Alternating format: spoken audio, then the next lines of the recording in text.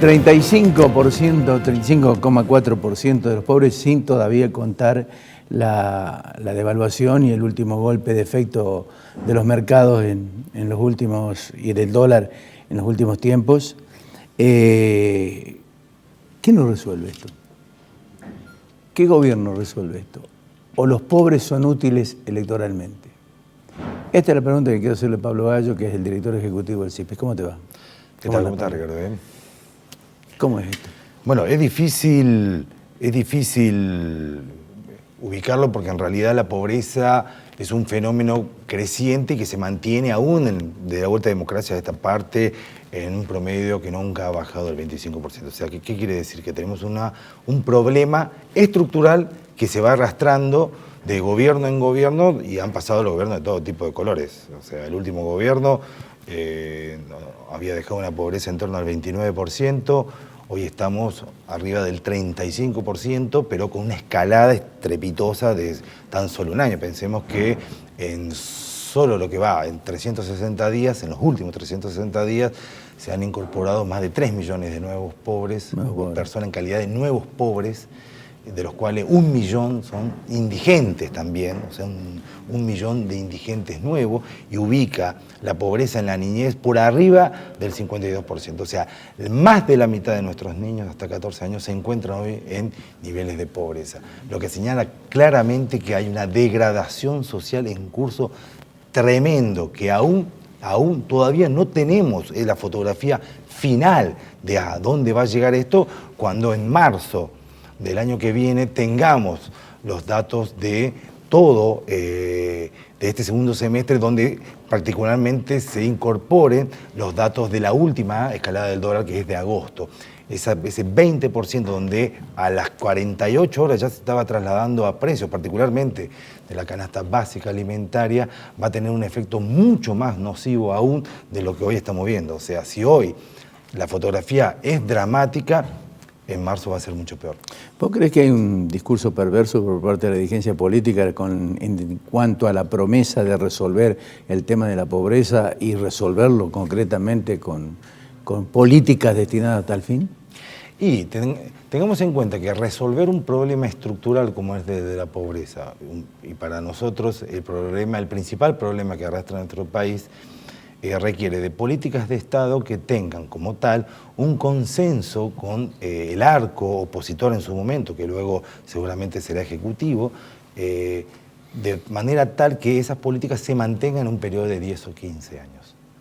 Sin esas políticas, si nosotros llegamos, y el que llega con la primera y única promesa de resolver ese problema, sin tratar de dejar al que sigue mejores condiciones con las que ha ingresado, evidentemente eso no va a resultar. No, pero vos escuchabas recién a Baccaro, y la autocrítica de Baccaro me llamó mucho la atención. Dice, no todos los empresarios piensan lo mismo, es decir, cada uno cuida su quintita. Vos le toca la quintita a fulano, Mengano está contento, y si se le toca a Mengano, Perengano salta en contra. Es decir, no hay una cuestión de unidad de criterio, porque quizás lo que faltan son precisamente lo que vos decís, políticas destinadas a resolver este tema en forma concreta y definitiva.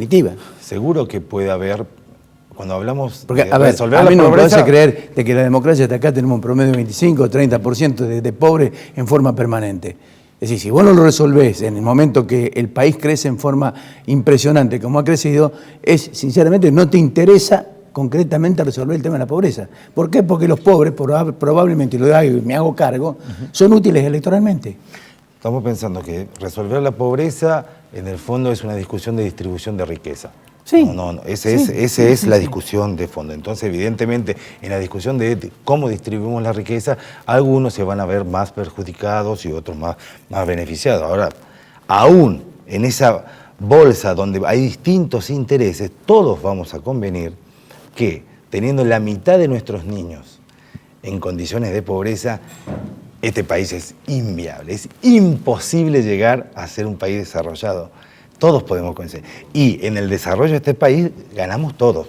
Ganan todos los empresarios, ganan el sector del trabajo, ganamos todos. En estas condiciones lo que estamos vendiendo es una quimera hacia el futuro, donde decimos que podemos estar mejor, si resolvemos algunos problemas de la macroeconomía cuando estructuralmente nuestro principal capital es el humano, son las personas. Claro. Son las personas, Claro. y en la capacidad de trabajo que hoy anida en las nuevas generaciones, de innovación, de cultura, inclusive hasta de rebeldía para imponerse contra lo injusto y poder cambiarlo. Hoy muchos de esos chicos están con bajo peso, porque esa es la realidad. Estamos hablando de 3 millones de personas que hoy no tienen lo suficiente para comer, y la mitad de ellos siempre van a ser niños. De manera tal, el daño que se produce, y lo hemos charlado acá en más de una oportunidad, el daño que hoy se le está produciendo en esta crisis no se resuelve en la época de mejora que podamos llegar a tener hasta la próxima crisis si lo ponemos de esa manera. No, el daño que se produce hoy es irreparable para toda la vida. De manera tal que si no pensamos en términos de políticas sociales de una generación para otra y no de un gobierno de 4 años para otro, y vamos a estar reproduciendo este problema, porque para atrás ya tenemos el ejemplo de nuestra propia historia, de la vuelta de democracia a esta parte. La pobreza se ha mantenido y ha tenido picos tan altos como el 50% en la época de la crisis, en el 2001, pero esa pobreza estructural se fue galvanizando. Ahora bien, hay que también ser bien claro. El fenómeno que tenemos en este momento solamente es comparable, es el más grande de los últimos 18 años, para darle ese tono de gravedad que tiene este momento. Y todavía faltan los próximos datos que van a ser aún peores. De manera tal que el gobierno que venga sí va a tener en términos sociales una pesada herencia. Muchas veces se ha hablado de ricos y pobres, pero no como clase. ¿Vos creés que los pobres forman ya parte de una clase? No, yo creo que la pobreza es una condición, y como tal es una condición que se puede acceder y también se puede salir. Decir los pobres es afianzarlos en un lugar, dejarle un mote para que nunca cambie, porque en realidad lo que no le interesa es cambiar su situación de pobreza. No, la pobreza es una situación de la cual se ingresa, pero también se puede salir. Se ingresa a través de las decisiones que se han tomado a más alto nivel, y también se puede salir a través de decisiones que se tomen a más alto nivel. Por eso lo que se necesita acá es menos hablar de los pobres y decidir políticas de Estado que salgan de este marco coyuntural y nos lleven a la resolución de los problemas. Córdoba ha tenido años muy importantes, ha tenido ingresos muy importantes por parte de la incorporación de bienes de dinero proveniente del gobierno nacional.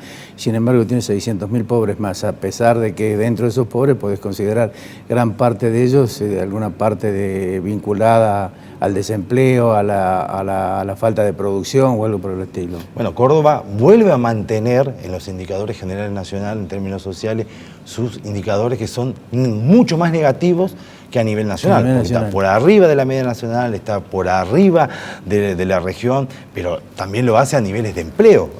Tiene mayores niveles de desempleo arriba de la región y por arriba de la media nacional, lo que señala claramente que Córdoba tiene problemas endógenos que tiene que resolver. Hoy, cuando se daban cuenta que 600.000 personas estaban en situación de pobreza en Córdoba, también daban cuenta del impacto que tienen los programas sociales en Córdoba. O sea, los programas sociales, en este sentido los no monetarios, como el PAICOR, como los boletos, que tienen gran difusión, que todos son conocidos, solo sacan a 38.000 personas de la pobreza en Córdoba. 38.000. Solamente 38.000 personas. O sea, prácticamente los programas tanque que tiene la provincia y en el cual se invierte muchísimo dinero, y está bien que así lo haga, sin embargo no mueven el amperímetro.